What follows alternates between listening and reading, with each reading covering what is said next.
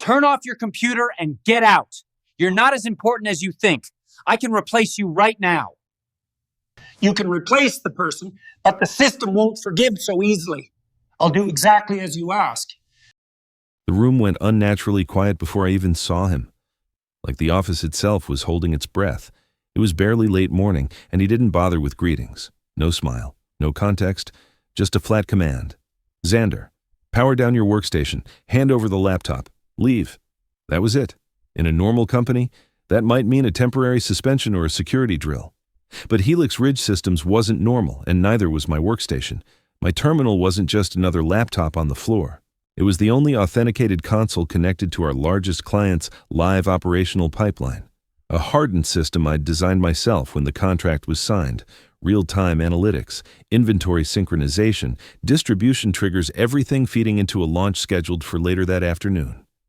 I looked up at him. Calm on the surface. Do you want me to log out of the environment? I asked slowly, or perform a full shutdown? He crossed his arms. Annoyed. Don't play games. Full shutdown. Now. I could have explained what that meant. I could have reminded him that the board had restricted access for security reasons. I could have warned him that disconnecting improperly would invalidate the client's authentication keys. But years of experience told me something important when an executive gives an order like that. They don't want information, they want obedience. So I nodded. I turned back to the screen and initiated the shutdown sequence.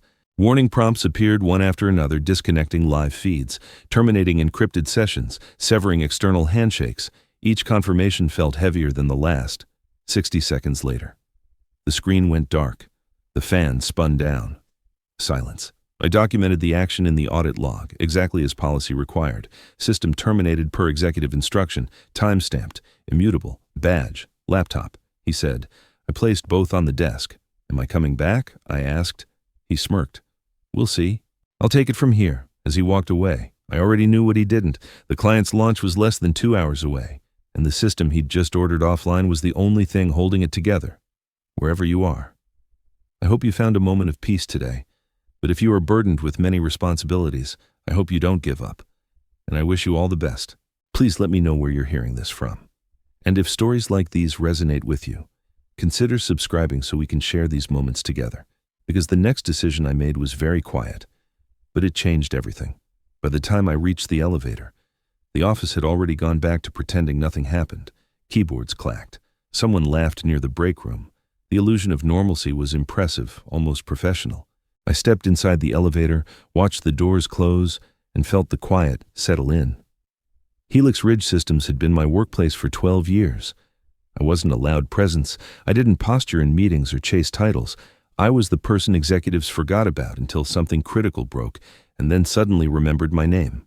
My role was officially Senior Systems Integration Lead. In practice, I was the one who translated ambition into infrastructure. The $900 million contract with Virion Logistics hadn't landed because of sales charm or executive dinners. It landed because I'd designed a system that let them see their entire global supply chain in real-time ports, warehouses, distribution hubs without exposing proprietary data. It took 18 months of negotiations, audits, and security reviews. The final approval came only after I personally sat across from their compliance team and walked them through every failure scenario. One of those scenarios was a full shutdown, not a crash, not an outage, a deliberate shutdown without a coordinated re-authentication window. The system was designed to protect itself first, always. If something didn't line up, it didn't limp along, it went dark. Virion had insisted on that. So had their insurers. The CEO, Elliot Crane, had never liked that setup. He saw exclusivity where there was caution. He'd once joked in a board meeting that I'd built a fortress with one key holder. I'd smiled and said nothing, because the alternative was chaos. As the elevator descended, my phone buzzed, Slack notifications, a few missed calls from numbers I recognized but didn't answer. I already knew what they'd say. Do you know why the feed is down? Can you jump back on for a second? This must be a mistake. It wasn't. I walked out of the building and crossed the street to a small cafe I'd barely noticed before, ordered black coffee, sat by the window with a clear view of the lobby entrance. I wasn't hiding. I was waiting. 20 minutes later, Elliot came back. His stride was confident, phone pressed to his ear, coffee in his other hand. He stopped mid-sentence when he saw who was waiting for him near reception. Two people, one in a navy suit with the unmistakable posture of someone used to being listened to. The other was our COO, Marcus Hale, whose face had gone completely still. Elliot lowered his phone slowly from where I sat. I couldn't hear the word, but I didn't need to. I saw the shift the moment authority drained out of his posture and calculation rushed in to replace it. Marcus leaned in, said something short and sharp. The woman from Virion held up her tablet like evidence. Elliot's coffee tilted. He steadied it with both hands. I took a sip of mine and waited, knowing this was only the beginning. By the time I finished my coffee, the atmosphere inside Helix Ridge had changed. You can feel it when something fractures at the top. Conversations drop half a notch. People stop making eye contact. The air feels thinner, like the building itself is bracing. I walked back upstairs without rushing. No one stopped me. No one told me to leave. At my desk, the screen was dark, exactly as I'd left it. The absence of noise was almost louder than the alarms that would come later. A junior analyst nearby whispered to another, then glanced at me and looked away too quickly. "What's going on?" I asked, keeping my voice neutral. She hesitated. "The Virion feed is offline," she said quietly. "They're not happy." I nodded once, as if this were news. Down the hall, the main conference room lights were on, through the glass walls. I could see Elliot pacing, his phone pressed hard against his ear. Marcus stood near the table, arms crossed, posture rigid. The woman from Viren sat perfectly still, tablet resting on the table, eyes fixed on Elliot like she was watching a slow-motion mistake finish unfolding. For months, I'd warned Elliot about treating infrastructure like leverage instead of responsibility. I'd sent emails he skimmed. I'd raised concerns he dismissed with jokes. He believed authority could substitute for understanding. It couldn't. The system he'd ordered shut down wasn't designed to be restarted on impulse. Reauthentication required joint approval from Helix Ridge Compliance, Virion Security, and a third-party risk auditor. Best case, 48 hours. More realistically, 72. Their launch window would be gone. Marketing campaigns paused, distribution queues frozen, penalty clauses triggered automatically. I didn't build that system to punish anyone. I built it to prevent shortcuts. The conference room door opened. Marcus stepped out, face unreadable. He didn't look at me as he passed, just headed straight toward the executive wing. That was worse than shouting. Elliot came out seconds later. His confidence was gone, replaced by something sharper and more desperate. He spotted me immediately. "What are you still doing here?" he asked. "Finishing my coffee," I said, holding up the cup. "You told me to hand over the laptop. I did."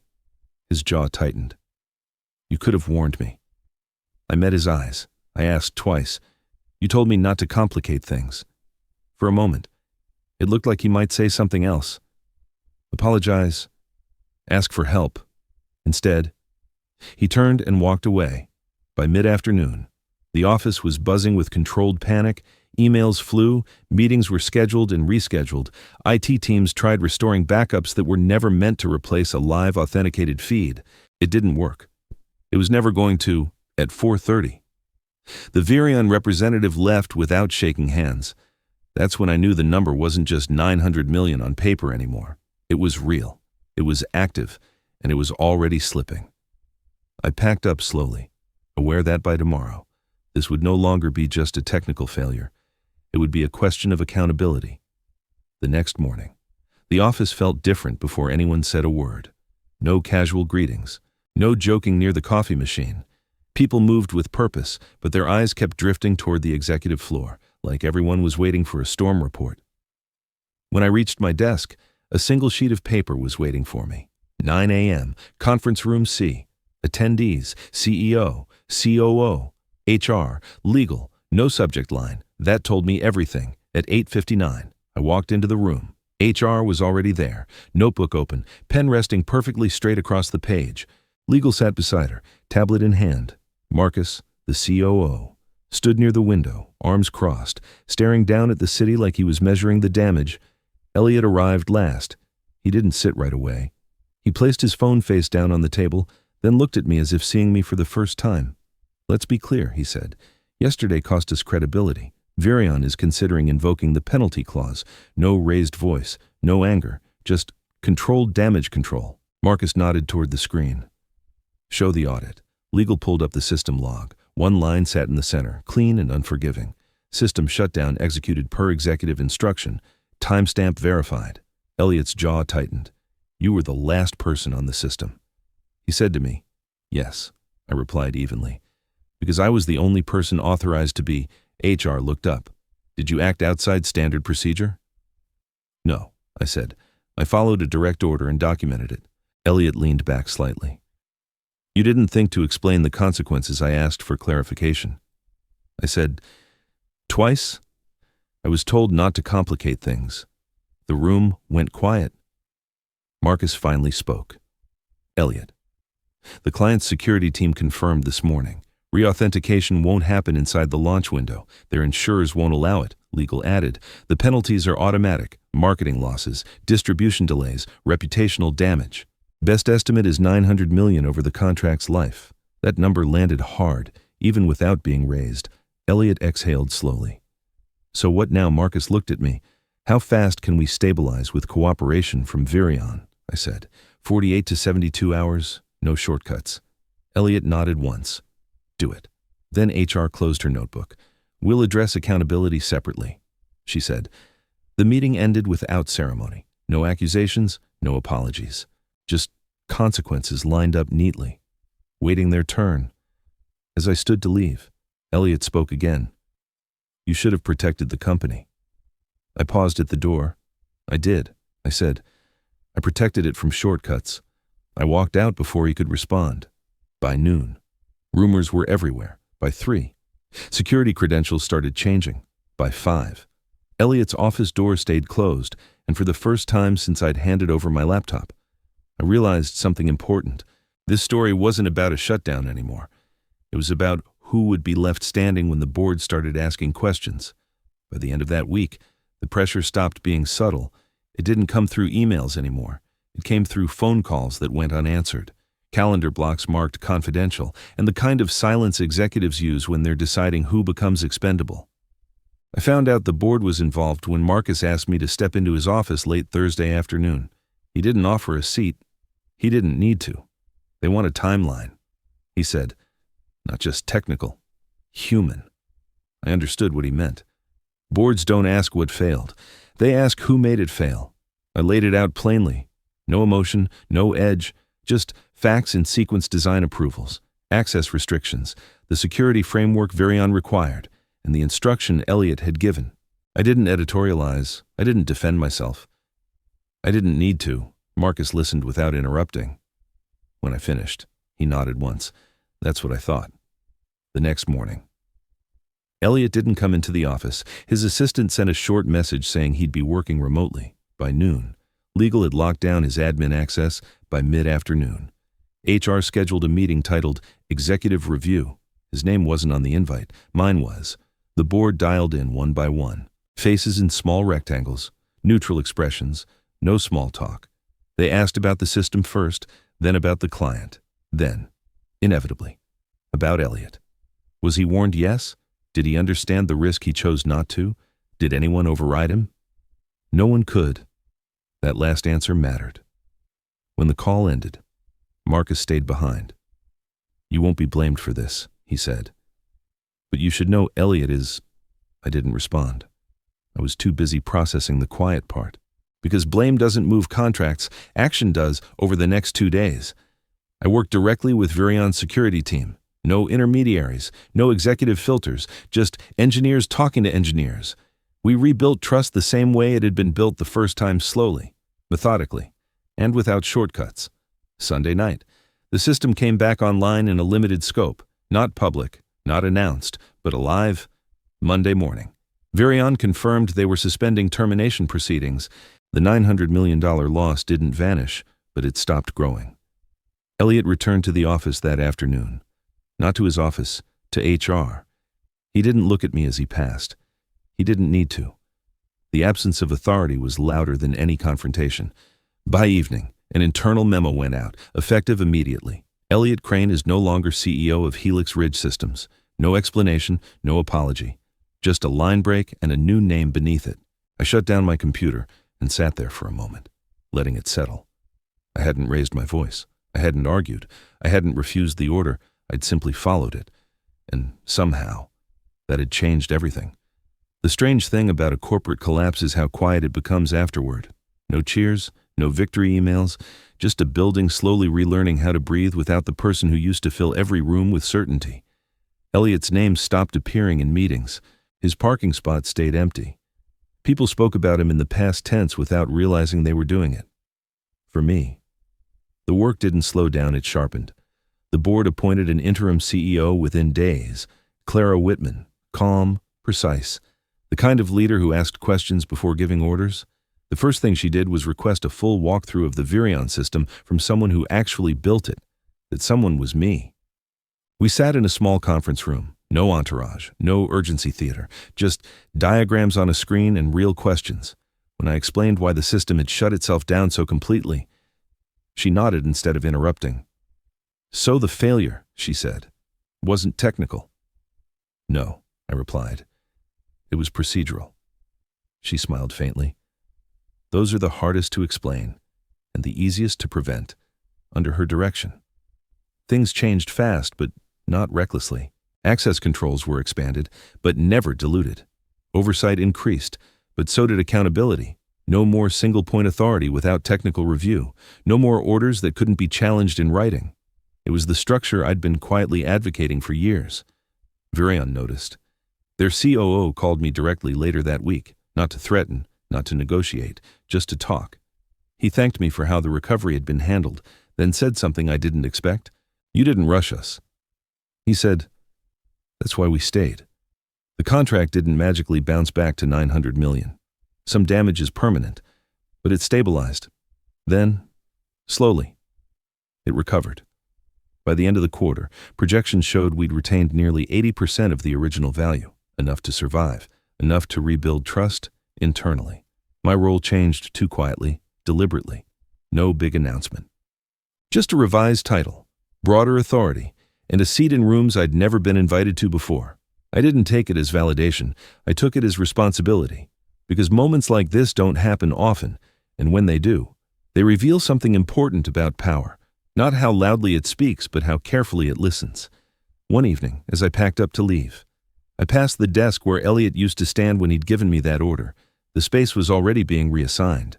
Another nameplate waiting to be printed. I paused there for a second. I thought about how easily this story could have ended differently. If I'd argued, if I'd panicked, if I'd tried to save someone from their own command. But systems don't reward hesitation, they reward clarity. I turned off the lights and walked out, knowing that the most dangerous words in any organization aren't "I don't know." They're "just do it." The weeks that followed were quieter than I expected. Not calm, just measured, like the company was walking on freshly poured concrete, careful not to leave marks before it set. Meetings became shorter, agendas grew clearer, decisions were documented, not assumed. It was subtle, but it mattered. I started noticing how often people had been afraid before, afraid to question, afraid to slow things down, afraid to be the person who said, this might be a mistake. Under Elliot, speed had been confused with leadership. Now, the difference was visible in the smallest details: follow-up emails, second reviews, pauses where there used to be pressure. Clara invited me to sit in on a board strategy session mid-month, not as a presenter, as an observer. That told me more than any title adjustment ever could. One board member asked how we planned to prevent another single command failure. I answered without hesitation, by making sure no instruction is final unless it survives a second set of eyes. There were nods around the table. Afterward, Clara stopped me in the hallway. You don't talk like someone who wants authority, she said. You talk like someone who wants resilience. I took that as the highest compliment I'd received in years. Virion resumed phased operations shortly after. Their teams reconnected, cautiously at first. Then, with growing confidence, the launch that had nearly collapsed went live in a quieter form, less fanfare, more control. The market didn't notice the delay. Internally. We did one afternoon. An email came through from legal, looping me in by default now. It contained the finalized report for the incident. I read it once, then I archived it. The language was clean. No villains, no heroics. Just cause, effect, and correction. That mattered, because stories like this often get retold as revenge, as some kind of calculated trap. But that wasn't what it was. I didn't win because I outmaneuvered anyone. I won because I didn't move at all. A junior engineer stopped by my desk near the end of the day. "Can I ask you something?" she said. "Of course. When he told you to shut everything down." She hesitated. "Were you scared?" I thought about it for a moment. I was aware. I said, "There's a difference." She nodded. Like that answer would stay with her longer than she expected. That night. As I shut down my new workstation, authorized, redundant, properly documented, I realized something else. The real cost of that order wasn't the $900 million, it was the culture it exposed. And the real recovery wasn't technical, it was human. I left the office later than usual, city lights flickering on like a system passing its final checks, somewhere behind me. Helix Ridge was still adjusting, still learning. So was I. Because leadership doesn't announce itself in moments of power. It reveals itself in moments of restraint. 3 months later, just as the chaos had fully settled into routine. My phone rang late on a Tuesday evening. It was an unfamiliar number. I almost let it go to voicemail. Xander Fields. I answered. A brief pause, then a voice I recognized immediately, even though I hadn't heard it in weeks. "This is Elliot." He didn't say his last name. He didn't need to. I stepped away from the window and sat down. "What can I do for you?" Another pause. Longer this time, I wanted to say, "I misjudged you," he said. The words sounded rehearsed, but the silence around them didn't. "I thought you were protecting territory. I didn't realize you were protecting the company." I didn't respond right away. Apologies don't need encouragement. I lost more than the role. He continued, "Reputation, leverage, people stopped returning my calls." He let out a short breath. "I keep replaying that morning. Wondering why you didn't stop me," I answered calmly. "You didn't ask me to stop you. You asked me to execute." The line went quiet. After a moment, he said, "I'm starting something new. Smaller, different. I could use someone who understands systems the way you do." There it was, the real reason for the call. "I'm not looking," I said. "I figured." He replied, "No defensiveness, just, acceptance." I had to ask. We ended the call politely. No tension, no closure either. Just two people acknowledging a moment had passed and couldn't be revisited. I sat there for a while afterward, phone resting on the table, thinking about how power changes hands without ever announcing the transfer. The next morning, Clara forwarded me a short message from Virion's leadership. "We'd like to expand the scope of our partnership." No exclamation point, no celebration, just trust, quietly restored. At the quarterly review, the board approved the expansion unanimously.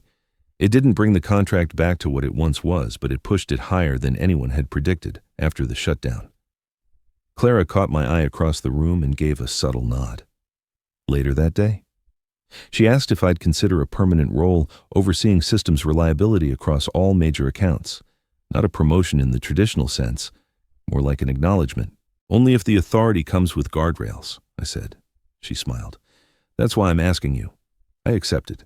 Not because of the title, not because of the win, but because the company had learned something and so had I.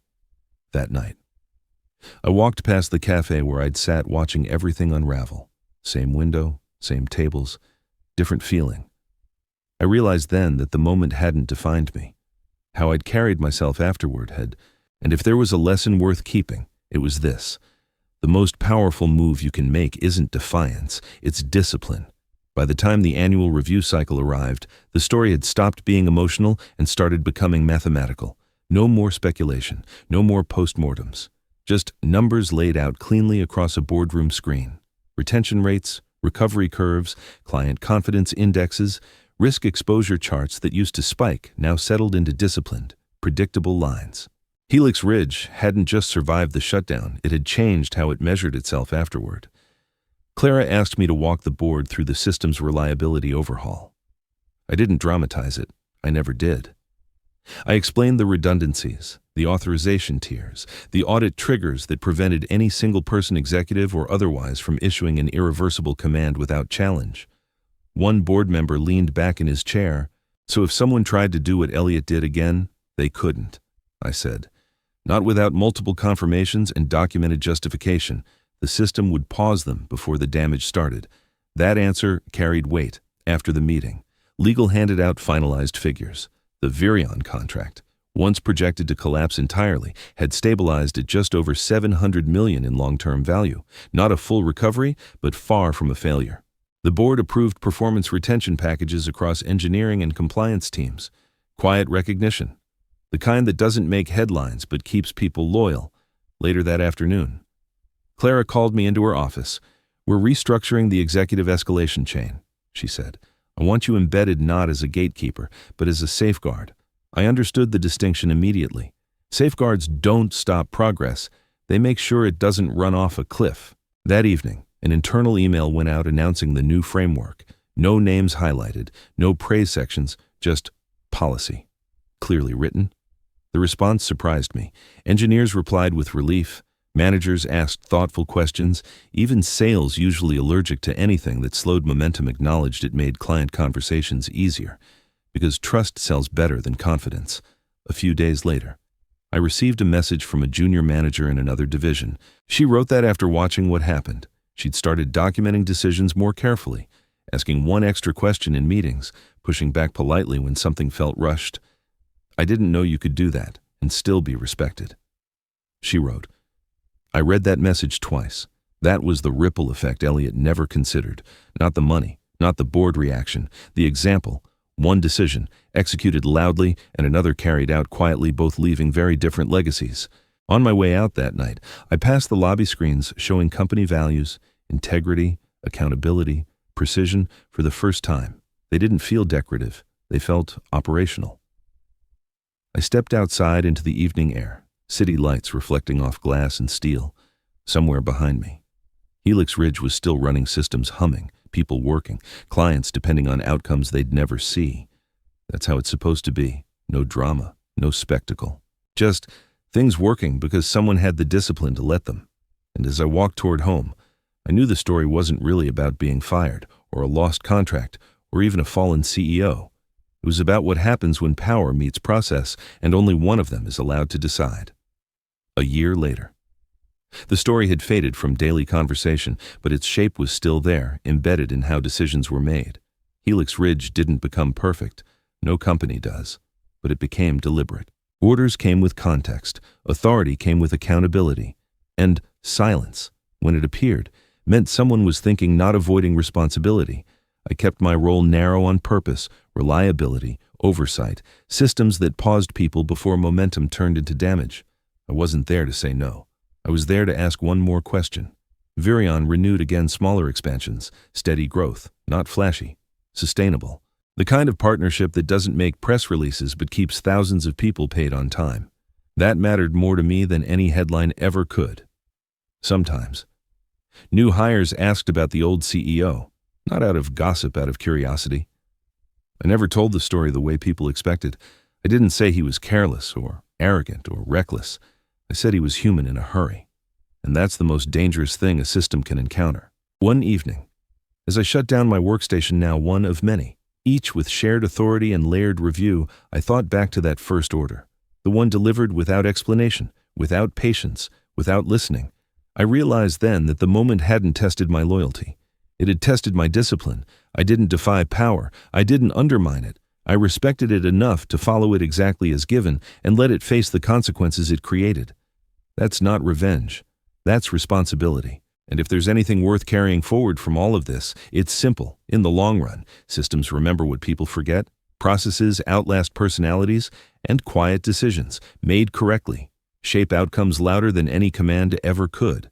That was the lesson, and it stayed with me long after the contract numbers stopped changing, and the building learned how to breathe again. Stories like this remind me that real strength isn't loud, it's precise, patient, and grounded in responsibility. I didn't raise my voice or fight back. I trusted the process and let truth do its work. If you stayed with me until the end, thank you. Did any moment stand out to you the most? Where are you listening from right now? I'd really love to hear your thoughts, so leave a comment, tap like if this resonated, share it with someone who might need it, and consider subscribing. We're building this space together,